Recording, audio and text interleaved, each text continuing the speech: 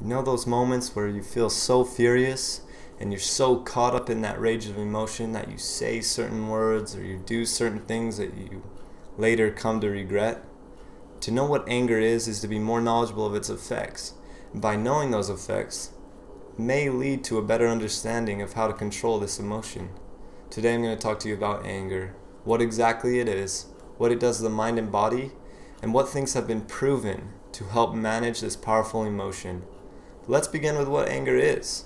It's a feeling with characteristics and is triggered by many different things. Anger, according to dictionary.com, is defined as a strong feeling of displeasure caused by a wrong. Or I like to think of it in a child's words. I'm mad because he took my toy. Often, when you feel angry, you feel annoyed, wrathful, resentful, uptight, heated, or enraged. But what causes this? According to consult.com, thoughts are the underlying cause of our anger. The way we feel a situation ought to be might not match up with reality. This causes feelings of hate and discomfort. So take the child for instance. He feels like the toy or thinks that the toy should always be in his possession when in reality it's not, which causes him to be angry. It's as simple as that. Anger is also a physical mental response to harm done in the past according to Mental Health Foundation. So a physical and mental response would suggest that anger affects the mind and the body.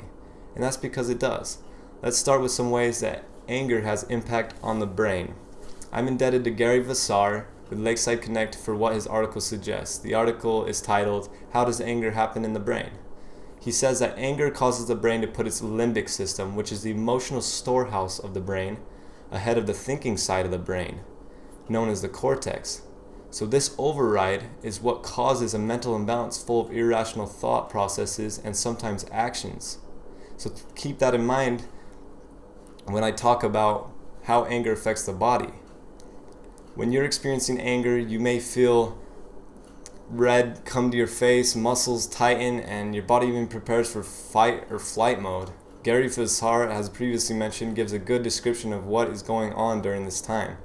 2 hormones are released. The first hormone will stay active only for a few moments, but a second and longer lasting hormone can stay in the body for several days, but on average usually only stays in for 20 minutes. And in my opinion, I think that's still a pretty long time, in which during this time we can find ourselves acting without judgment and saying things we wouldn't say otherwise.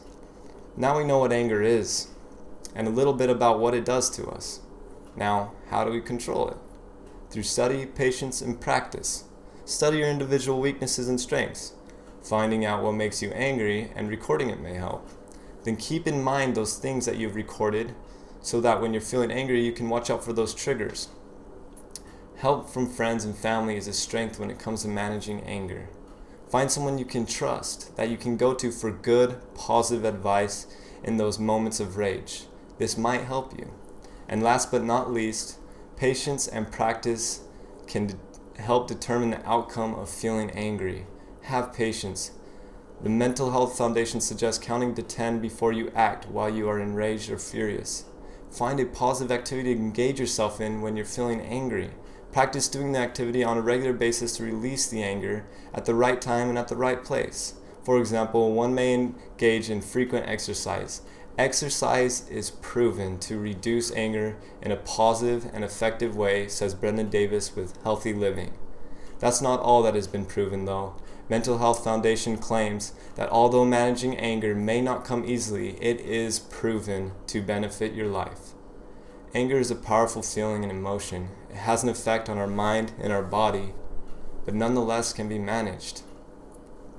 Anger isn't always negative, says the Mental Health Foundation. Many believe it can be used as a force for good if we educate ourselves on the subject. After all, knowledge is power.